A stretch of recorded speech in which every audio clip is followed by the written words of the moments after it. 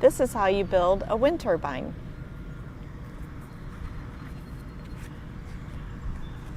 Construction begins with building the site access roads.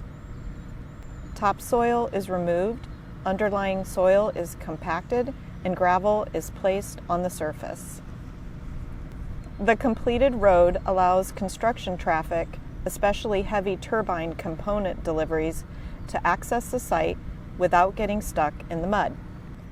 Excavation for the turbine foundation creates a hole approximately 7 feet deep and 60 feet in diameter.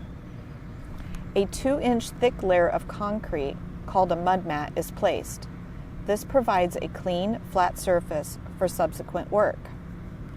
Iron workers place steel reinforcing bars, or rebar, in several layers. The bottom layer is supported above the mud mat on concrete bricks. Near the center, where the load will be the highest, bars are larger and spaced more closely together. A typical foundation has 40 to 60,000 pounds of rebar. Concrete has been placed up to the top layer of rebar.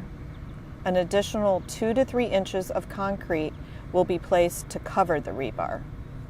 A second placement of concrete forms the pedestal, 18 feet in diameter. The completed foundation contains roughly 320 cubic yards of concrete. That is equivalent to 32 fully loaded concrete trucks. A trench is excavated below the turbine foundation for the low voltage conduit. Electrical conduits are installed in the trench and backfilled. On the right side of the collection line trench, we can see 3 power cables. In the center is a bare ground cable.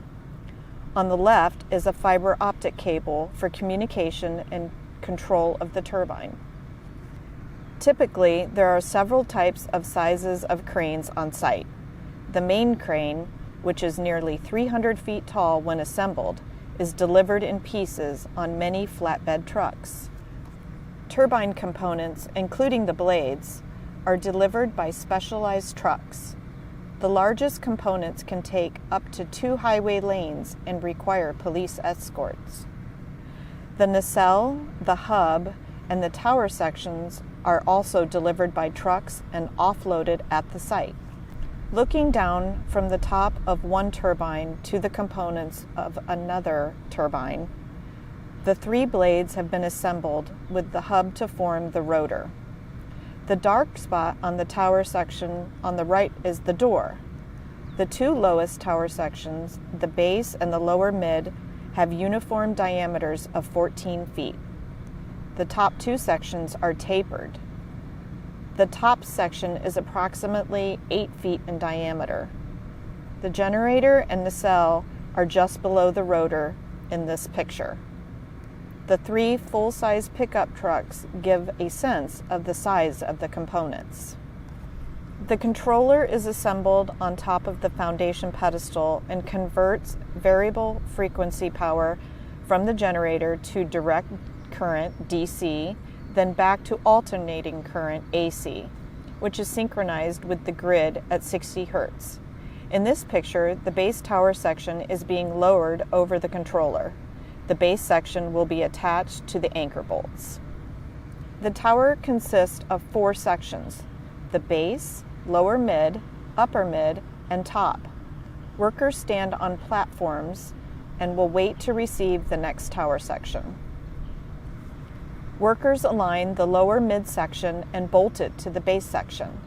These 2 sections weigh about 100,000 pounds each.